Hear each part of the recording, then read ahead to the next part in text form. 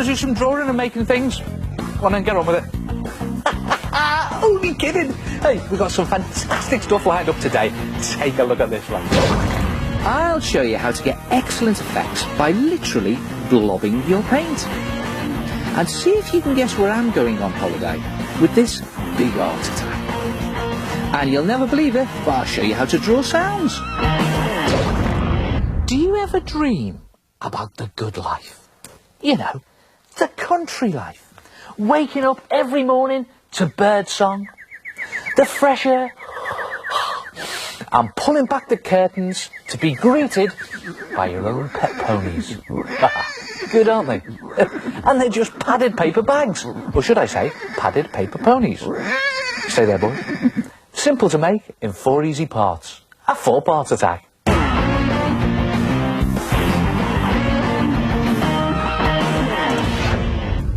First, lay down 4 big sheets of broadsheet newspaper. Then start to design your horse's head. Draw him so that he's face on, and start with the ears near the top of the page, but not right up to the top edge. Then a forelock at the top of the head like that. And then draw 2 long, slightly curved lines for the nose, but not too thin. Draw 2 bumps at the side for nostrils, and a curved muzzle at the bottom. Pop in the nostrils, 2 big round eyes, and how about a stripe down the middle of his nose? There it goes. Now you need to cut him out, and here's a couple of tips on how to make that easier. Cut around the horse's head about 1 centimetre away from the line that you've drawn. Now you'll see why it's a good idea to leave this edge in a minute. And you need to cut through all 4 sheets.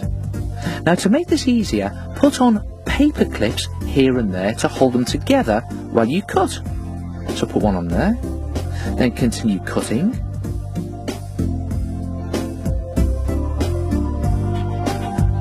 And then pop on another paper clip, maybe around there.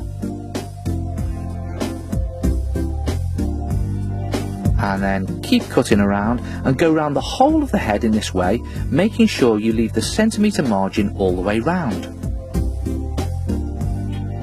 And when you finish cutting him out, he looks like this. Now, he does look a bit flat at the moment, doesn't he? So let's fatten him up a bit. Staple all around the edge of your horse's head, removing the paper clips as you go. Now this is why we left that margin all around the edge, so you can staple. But the idea is to leave a gap at the top large enough to get your hand in. I've left one here at the top around the ears. Then scrunch up bits of newspaper and start to stuff the head. Make sure that you stuff in the middle of the 4 sheets so you've got 2 sheets either side. And you can use a ruler to help you get the stuffing right down inside. And the idea is to go right to the tips of the ears and down to the lips at the bottom. And when he's stuffed enough, staple up the holes at the top, taking care not to staple your fingers. And there he is, nice and fat, and using 4 sheets of paper means that he's now much stronger now that he's padded. Now all you have to do is paint him. Use acrylic paints for this. For his forelock I'm going to go for a very dark brown, and just slap it on, keeping to the lines. And it's always a good idea to do a real simple cartoony drawing for your horse's head. It also makes it easier to paint. The horse's skin is going to be a nice rich brown colour. Almost a chestnutty brown this.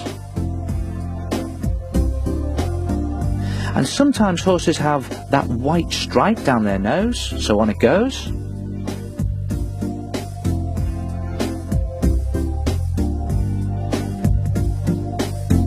And you could add some white eyes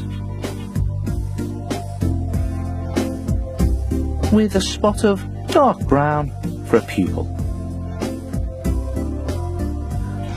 And when you finish painting him and he's dry, just simply place him on your window ledge and he looks as if he's come to greet you at your window. And I think they look really good if you make a pair of them. And I've painted this one a different colour. And if you're really mad about your horses, you could hang a couple on your door like this. And I've even made a paper stable door out of padded paper. And you could even make a padded paper neck in the same way as I've done on this one. So you can then tuck the neck down the back of your headboard or dressing table like that. And they look as if they've come over to greet you. Good day. Try it yourself. Padded paper ponies.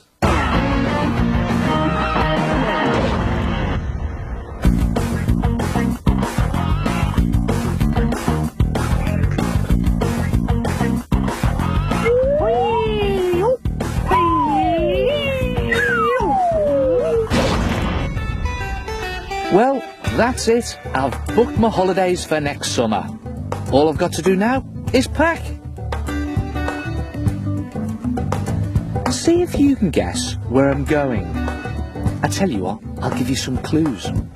Better than that, I'll show you where I'm going with a big heart attack.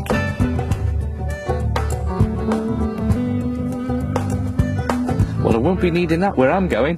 And I certainly won't be needing that. No, won't be needing those. Ah.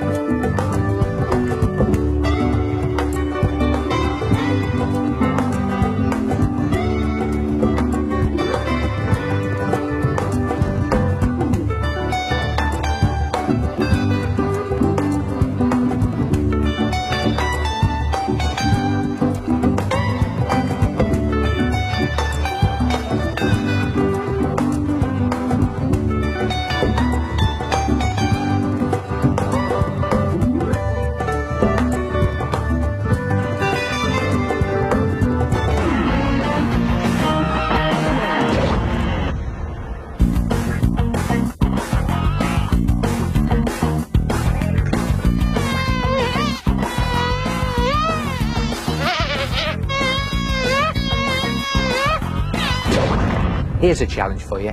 Is it possible to draw sounds? For example, what does this sound look like? Ah! Well, that's easy. It's a cartoon sound effect, isn't it? Now, if you draw in someone screaming like that, just spell it out coming from his mouth. So it's AG. That's ah, ah, ah, ah, g, huh. And the longer the scream is, the longer you make the cartoon sound effect. But it really comes to life if you add a jagged box around the screen like that.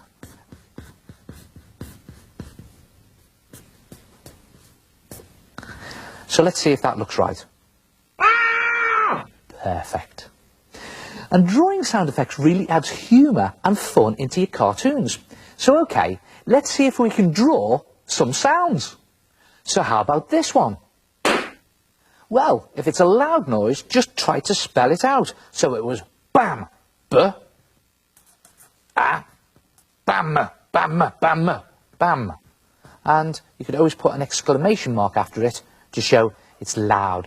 Then just put it in a spiky explosion box like this. Again, just to show it's a loud sound. Okay, check it out. And what about this one? Here's the splatty sound of an ice cream being dropped. Well, to do a splatty sound, just draw a splat.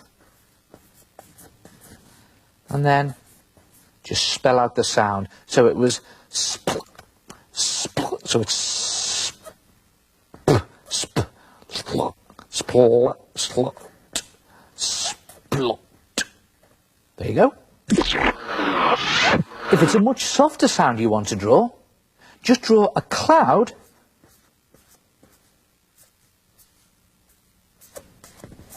and then spell it out again. It's poof. And this time I'm going to do fat, fluffy letters. Poof.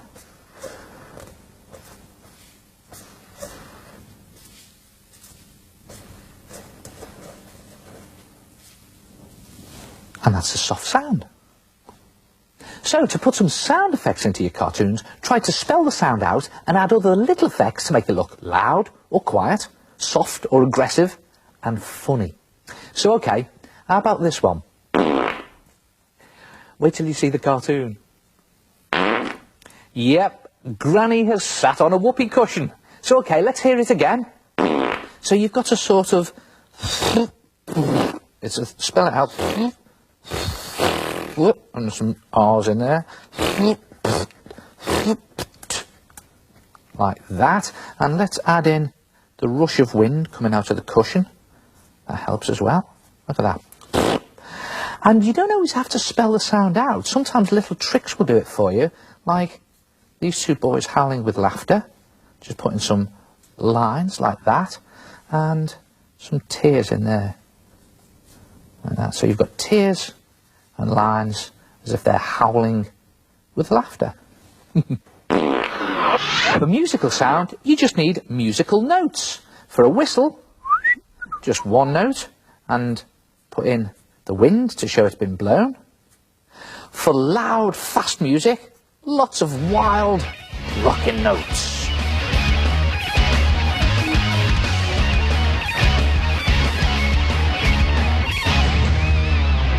Quiet, soft music, just one single note should do it. You can even get some great effects by doing letters in a style to suit the sound, like this. Or how about a wobbly lettering for ugh, ugh. There's your wobbly letters, ugh. Or look at these whoosh lines for these two scarp ring. There it goes. Whoosh. Do the lettering far apart. Whoosh. In fact, you can throw all sorts of little doodles in to show chaotic noise. Puffs of wind, stars, little scribble squiggles, even lightning zigzags. Look at that. Wouldn't want to get on the wrong side of her. And you know, here's one cartoon sound effect that works every time. Z's for someone asleep and snoring. I don't know how it works, it just does. Everyone understands what it is. Try it yourself. Draw that sound and put some sound effects into your cartoons.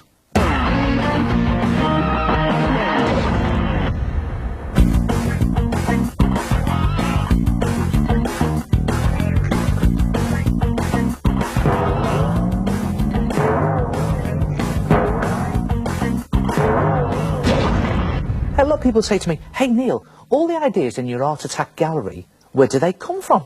Well, I'll let you into a secret. The postman. No, he's not a good artist. He brings them in from you, and I put them in my Art Attack gallery.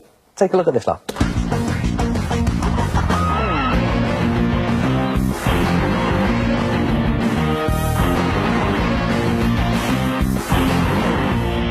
Ah, now, buildings can be a tricky thing to draw, and Oliver has done a brilliant job here. Just look at the perspective on the steps. Very impressive. And Stephanie's painting is inspired by Monet, and hasn't she captured the atmosphere brilliantly? I think the master impressionist himself would have been impressed. Now, Daniel has done a picture straight from the heart. Lots of them. He's done this design on the computer, and I think the way he's repeated the heart pattern is really striking. And this is a great idea of Chloe's. Just take a photograph and continue the design off the edges. You can go really wild with what you draw. Wow, look at this. Amy's painting looks as if it was great fun to make. Just by splatting and flicking paint onto some card and letting the colours run together, she's made a really dynamic image. Yeah, lovely paint effects from Amy. Most of the time, you don't want the colours to run into each other, but sometimes you can get some great effects. Here's one for you. Take a pencil and just very lightly sketch the outline of what you want to paint. Now, you can copy something from a book or a magazine, or just make something up. But whatever you draw, it only needs to be the outline. No details at all, and make sure you've completed the shape so it's solid with no gaps. When you're happy with your design, paint it with blobs. Start by painting on plain water. Now use a small brush to do this, going into all the shapes and detail of the outline of your design. Then, while it's still wet, load up your brush with a nice watercolour and dab or blob the colour into the water on your picture. A little bit more and see what happens. The colour spreads in the water but only goes to the outline. Then pick another colour and do the same on another part of your design, just blob it on. And the colours all start to mix and make other colours. And it doesn't matter if you don't use realistic colours here, it all adds to the effect. You can even add more water to your design if it starts to dry up. And just keep dabbing on different blobs of colour until you've completely filled the entire dragon. And the colours mix together really well because the design is still wet.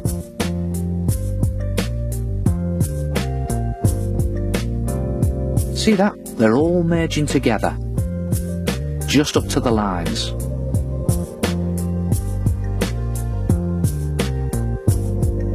If you want to add more detail to your picture, let your design dry slightly and then load your brush and just dab the colours on. And as the colours start to dry, the paint doesn't run as easily, and these spots give the effect of dragon scales. And when you've covered the whole of your picture in this way and it's dry, you'll have something that looks like this. And you can see I've rubbed out all the pencil guidelines, and I think that looks brilliant. Good effect, eh? And they come out different every time. How about these butterflies? Really simple ones, these, with just a couple of colours. Or this slightly more complicated underwater design, lots of shapes on there. And look at this, I've used real parroty colours on this one. Wet blob pictures. And I will see you next time. Ta-ra. Those wet blob pictures were fantastic. TVO Kids, you should give that a try. Mail it to us here in this space. On Monday, we have the TVO Kids hotline coming your way. We're going to be hanging out with a counselor from Kids Health Fund, and we're going to be talking about surviving the holidays. So maybe you have too many plans, maybe not enough. Maybe you don't know what to buy somebody, or you're stressed out because you don't have any money to buy gifts. Go to TVOkids.com and send us an email for the hotline. This is what the page